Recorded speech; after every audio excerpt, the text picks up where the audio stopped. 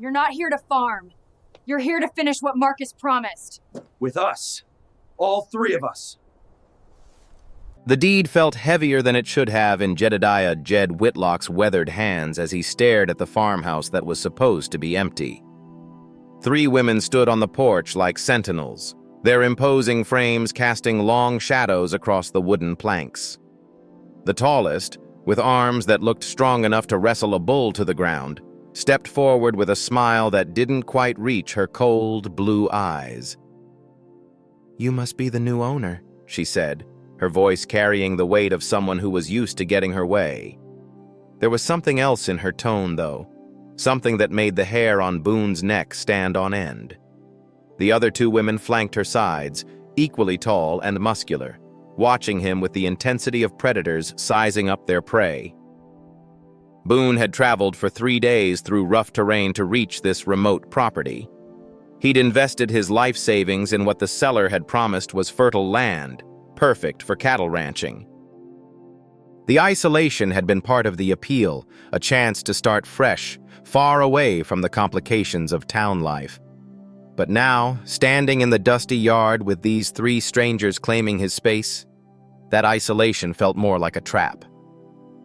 "Ladies, I think there's been some kind of confusion," Boon said, trying to keep his voice steady, despite the unease that was crawling up his spine.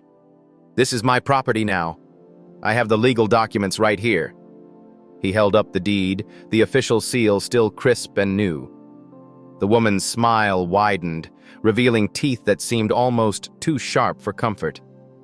"Oh, we know exactly who you are, Jedediah Jed Whitlock. We've been expecting you."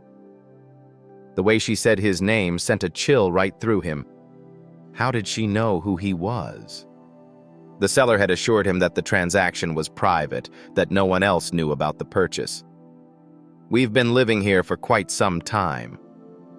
The second woman spoke up, her voice deeper than her companions. "Taking care of the land, keeping it warm." She emphasized the last word in a way that made Boone's stomach tighten with an emotion he couldn't quite name. The third woman, a redhead with freckles that dotted her powerful shoulders, let out a low laugh. "The previous owner made certain arrangements with us before he left.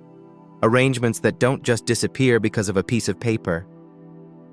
Boon felt the weight of their stares like physical pressure against his chest. These weren't just ordinary squatters or confused neighbors. There was something deliberate about their presence, something calculated that made him question everything about his purchase. The seller had been eager to close the deal quickly, almost suspiciously so. Had he walked into some kind of setup? "What kind of arrangements?" Boon asked, though part of him dreaded the answer. The tall woman's eyes glittered with something that wasn't quite amusement. "The kind that involve you staying here with us permanently." She paused, letting the words sink in before delivering the blow that would change everything. "You're going to have sex with us, Boon. All 3 of us. That's how this works." The words hit him like a physical blow, not from desire, but from the sheer audacity and threat they carried. This wasn't seduction. This was something else entirely, something that made his hand instinctively move toward the rifle on his horse. But what exactly was he walking into? And why did he have the sinking feeling that his deed might not be worth the paper it was written on? Boone's hand froze halfway to his rifle as the implications of the woman's words sank in. This wasn't some crude proposition from lonely frontier women. The way they stood, the confidence in their voices, the casual mention of arrangements with the previous owner, everything pointed to something far more complex and dangerous than simple intimidation. "I don't know what kind of game you're playing," Boon said, forcing steel into his voice despite the uncertainty churning in his gut. "But I paid good money for this land and I'm not going anywhere." He dismounted slowly, keeping his movements deliberate and non-threatening, while maintaining eye contact with the leader. The tall woman chuckled, a sound devoid of warmth. "Game? Oh, Boon, this isn't a game at all. This is business." She gestured toward the farmhouse with a sweep of her muscular arm. "See, the man who sold you this property owed us something. A debt that doesn't disappear just because he ran off with your money. The redhead stepped forward, her boots heavy on the porch steps. Silas McGraw made promises he couldn't keep. Said he'd work the land with us, be our partner in more ways than one. When that didn't work out, he promised us the next owner would honor his commitments. Her green eyes fixed on Boone with unsettling intensity. That would be you. Boone felt the first real stab of panic. Marcus Vance, that was the seller's real name. Though the man had introduced himself as simply Mark, the details seemed too specific to be a lie, too personal. How much did these women actually know about his transaction? Even if that's true, which I doubt, no man can make promises on behalf of someone else, especially not those kinds of promises. The second woman, darker-haired and broader through the shoulders than the others, laughed. You really don't understand how things work out here, do you? When you're this far from civilization, from law, from any kind of help, traditional rules don't apply. We make our own arrangements. The way she emphasized arrangements made Boone's skin crawl. He was beginning to understand that this wasn't just about money or property disputes.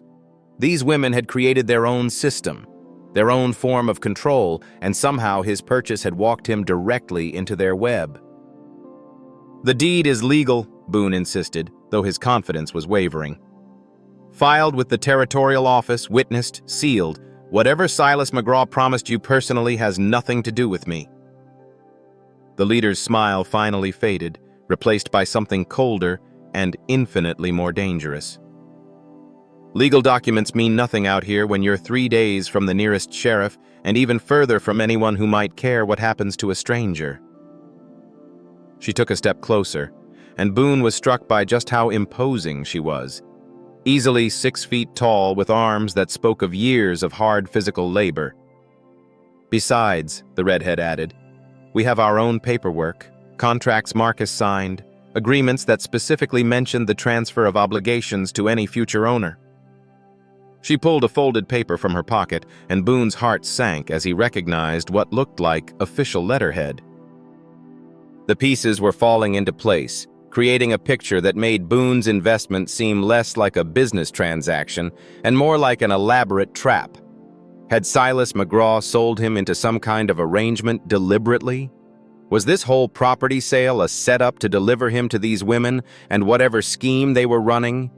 But there was something else in their demeanor, something he couldn't quite identify beneath the intimidation and threats. He sensed something almost like longing, as if this wasn't entirely about control or money. The way the leader's eyes lingered on him, the subtle tension in the redhead's stance, there were layers to this situation he didn't understand yet, and that uncertainty terrified him more than any straightforward threat could have. The document the redhead held looked official enough to make Boone's mouth go dry. Even from several feet away, he could make out what appeared to be signatures and an official seal at the bottom. His mind raced through possibilities, each one worse than the last. Had Silas McGraw actually bound him to some kind of contract through the property sale? You're bluffing, Boone said, though his voice lacked conviction. No court would honor a contract that involves forcing someone into whatever this is. The dark-haired woman stepped off the porch, her boots hitting the ground with authority. Who said anything about courts? We handle our own justice out here. She moved with the fluid confidence of someone who had never lost a physical confrontation, and Boone found himself taking an involuntary step backward. My name is Clara May, the leader said, her tone shifting to something almost conversational. This is Ruth. She nodded toward the dark-haired woman. And Magdalene. The redhead gave a small wave that somehow managed to be both friendly and threatening. We've been waiting for you for weeks, Boone. Marcus described you perfectly. The casual use of his first name sent another chill through him. How much had Marcus told them? What other details about his life did they know? Whatever Marcus told you about me, he had no right. I bought this property in good faith, and I'm not bound by any agreements he made. Clara May's expression softened slightly, And for the first time, Boon caught a glimpse of something vulnerable beneath the intimidating exterior. "Good faith," she repeated almost wistfully. "That's refreshing. Marcus wasn't much for good faith, especially toward the end." She studied Boon's face with an intensity that made him uncomfortable. "You're different from him, quieter, more substantial." Ruth circled around to Boone's left side, moving like a predator, but with an odd gentleness in her eyes. Marcus was all charm and promises at first, swept in here talking about partnership, about building something together. 3 months later, he was already looking for an exit strategy. "He used us," Magdalene added, her voice carrying a hurt that surprised Boone. "Took advantage of our hospitality, our work, our—" She paused, searching for the right word. "Our affections. Then decided it was too much trouble and ran off with the money from selling the land we improved." The pieces of the puzzle were starting to form a clearer picture, though it wasn't one that made Boone feel any safer. These women weren't just squatters or con artists. They had been betrayed by Silas McGraw, and now they saw Boone as either their salvation or their revenge.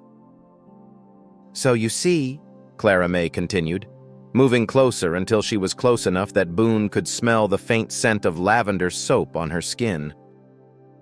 "We have a legitimate claim here, not just to the land, but to what we were promised, what Marcus committed to and then abandoned." Boone found himself studying her face, noticing details he had missed in his initial fear. The way her jaw set when she mentioned Marcus, the slight tremor in her hands when she spoke about betrayal. Whatever had happened between these women and his predecessor, it had left scars that ran deeper than property disputes. But there was something else in the way Clara May looked at him, something that made his pulse quicken despite the dangerous situation. Was it possible that beneath all the intimidation and threats, there was genuine attraction? And more unsettling still, was he beginning to feel it too? The silence stretched between them, heavy with unspoken possibilities. Boone found himself caught between the rational fear of his situation and an inexplicable pull toward these 3 women who had upended his carefully planned future. There was something magnetic about Clara May's confidence, Ruth's quiet strength, and Magdalene's fierce independence that he couldn't ignore. "Show me this contract," Boone said finally, surprising himself with the steadiness of his voice. "If Marcus really signed something that binds me, I have a right to see exactly what it says." Magdalene unfolded the document with deliberate care, and Boone stepped closer to examine it. The paper was thick, expensive, with Silas McGraw's signature clearly visible at the bottom alongside an official notary seal. But as Boone read the terms, his confusion deepened rather than clearing. "This is a partnership agreement," he said, looking up at Clara May, "for farming operations, profit sharing, and—" He paused at a particularly unusual clause, "mutual support and companionship for all parties involved." The language was carefully crafted, legally binding, but vague enough to be interpreted in multiple ways. "Marcus was clever with words," Ruth said, moving to stand beside Boone as he read. Her proximity was distracting. She was tall enough that her shoulder nearly brushed his, and he caught the scent of something warm and earthy, like fresh bread and summer rain. He made promises that sounded romantic but were actually business arrangements, and vice versa. Clara May watched Boone's face as he processed the document. "The land has been profitable under our management. We've built irrigation systems, improved the soil, established trade relationships with settlements 2 days' ride from here. Marcus benefited from our work for months before deciding he wanted out. But instead of honoring his commitments," Magdalene added, her green eyes flashing with renewed anger, "he found a buyer and disappeared with the money, leaving us with nothing but a piece of paper that apparently transfers his obligations to whoever bought the property." Boone set the contract down carefully, his mind working through the implications. These women had been more than partners to Marcus. They had been lovers, workers, and business associates rolled into one complex relationship. And according to this document, Marcus had legally bound any future property owner to step into his role. "Even if this contract is legitimate," Boon said slowly, "I didn't sign it. I can't be held responsible for agreements made by someone else, no matter what the paperwork says." Clara May's expression shifted, and for a moment, Boon saw past the intimidating facade to something raw and vulnerable. "You're right," she said quietly. "Legally, you're probably not bound by Marcus's promises, but morally, we've invested everything into this land, into this arrangement. We have nowhere else to go." The admission hung in the air between them, changing the entire dynamic of the confrontation. These weren't predators trying to trap him. They were women who had been abandoned and were desperately trying to protect what they had built. Ruth stepped closer, her voice gentle but firm. "We're not asking you to honor every detail of what Marcus promised, but we are asking you to consider that we might be able to build something better together than any of us could alone." Boon felt his resistance wavering as he looked at each of them in turn. Clara May's strength masked a deep loneliness. Ruth's quiet confidence couldn't hide the hope in her eyes. Magdalene's fierce independence was built on a foundation of hurt that she was trying desperately to protect. "What exactly are you proposing?" Boon asked. Even as the words left his mouth, he knew he was crossing a line from which there might be no return. The three women exchanged glances, and Boon realized that his answer would determine not just his immediate future, but potentially the rest of his life. Whatever came next, nothing would ever be simple again. Clara May stepped forward, her imposing frame somehow less threatening now that Boon understood the pain behind her strength. "We're proposing a real partnership," she said, her voice carrying a warmth that hadn't been there before. "Not the half-hearted arrangement Marcus offered, but something genuine. We work the land together, share the profits equally, and—" She paused, meeting his eyes directly. "We share our lives." The weight of her words settled over them like morning mist.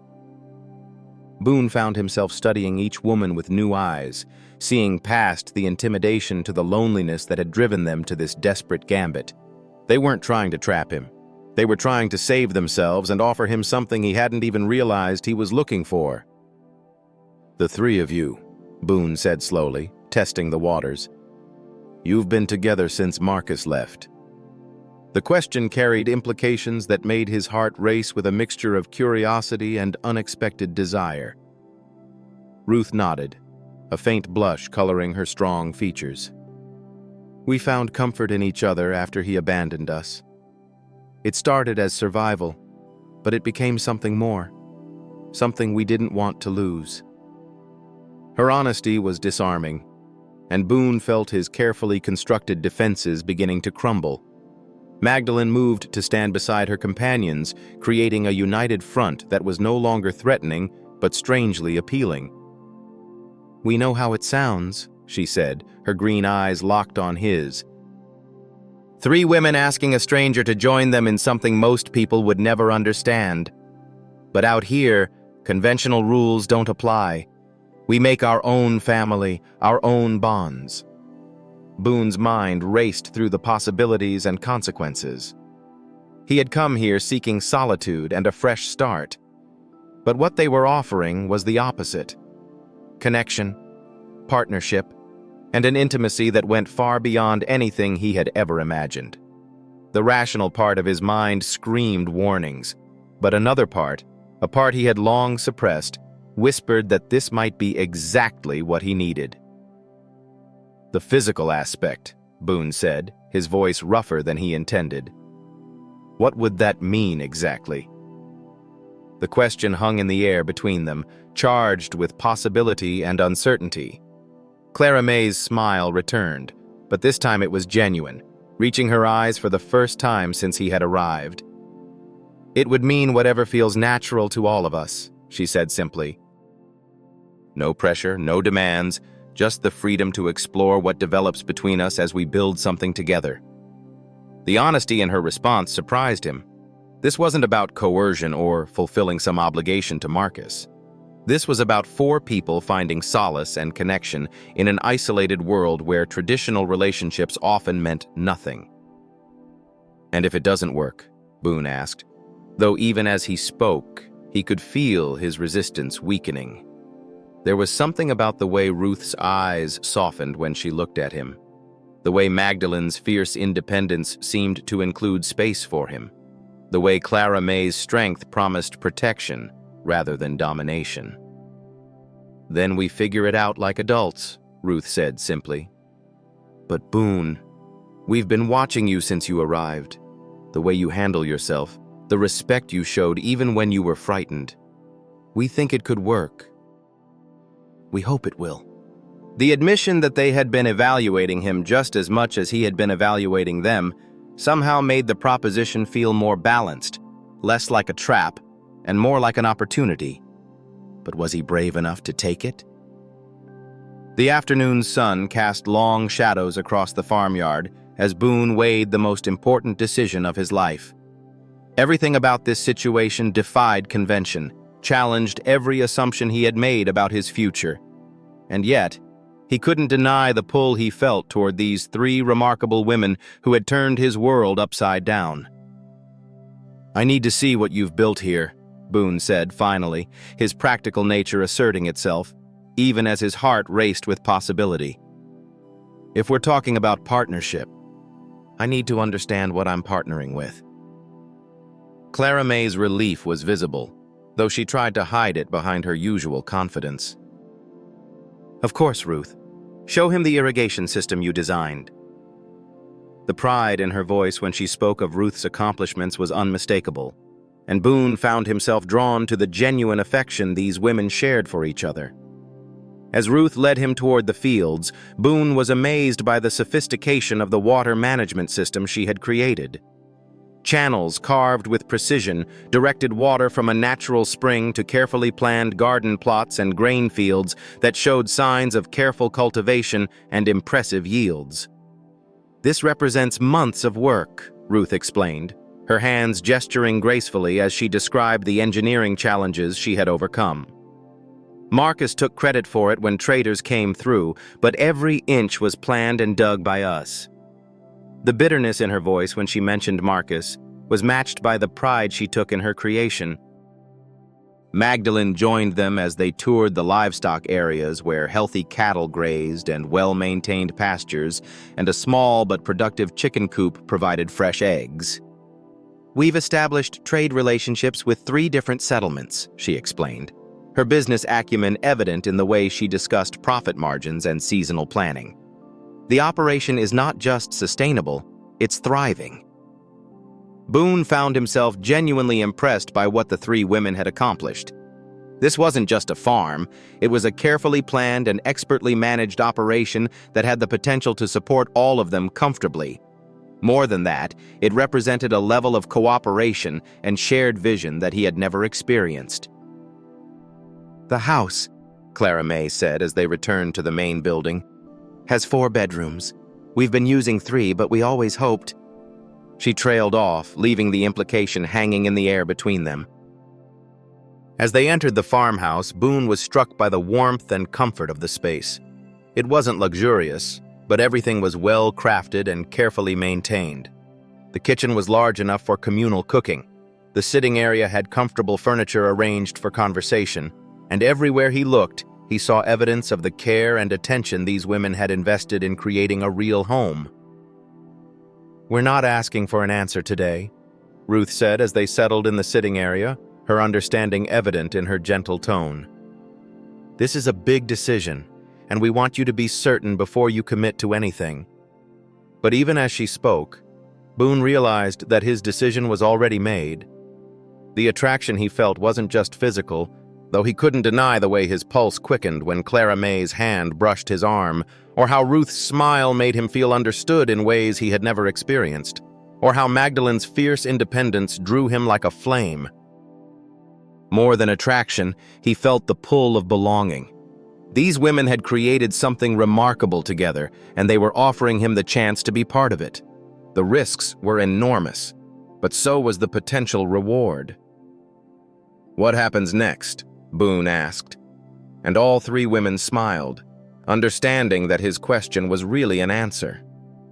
The future stretched before them, uncertain but full of possibility, and for the first time in years, Boon felt truly alive. That evening, as they shared a meal prepared together in the spacious kitchen, the atmosphere had shifted from confrontation to cautious optimism. Boon found himself relaxing in ways he hadn't expected, drawn into easy conversation about farming techniques, trade routes, and the challenges of frontier life.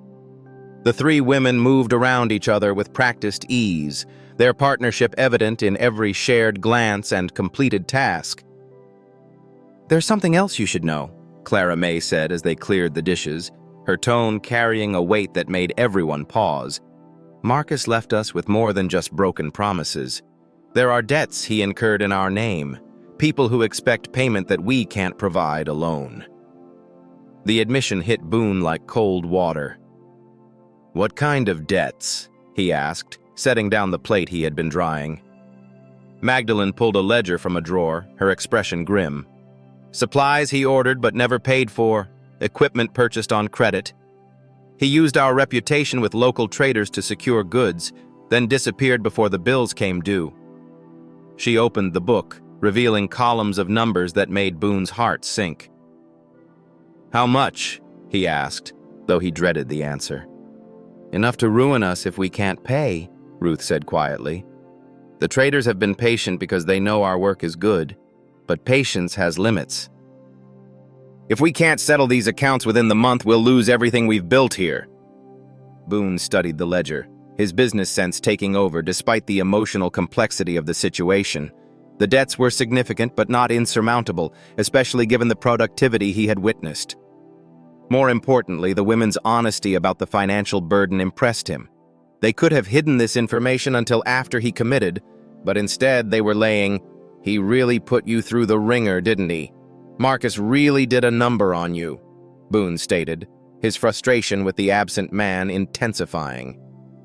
"But these numbers, they're manageable, especially if we approach them strategically." He glanced up, noticing all three women intently watching him. "Hopefully the capital I have from selling my previous investments will be enough to cover these debts and still allow us to expand the operation." The relief on their faces was instantaneous and overwhelming. Clara May, who had been holding it together for months, finally broke down, tears streaming down her face. Ruth reached for his hand, her grip both firm and filled with gratitude. Magdalene simply gave a nod, but her eyes revealed everything about what his offer meant to them. "However, I do have some conditions," Boon added, his tone becoming more serious. "If we're going to do this, we're going to do it the right way. Legal partnership papers, clear agreements that spell out our individual responsibilities and how decisions will be made." He paused, making eye contact with each of them in turn. "We'll take the time to let our personal relationships develop naturally.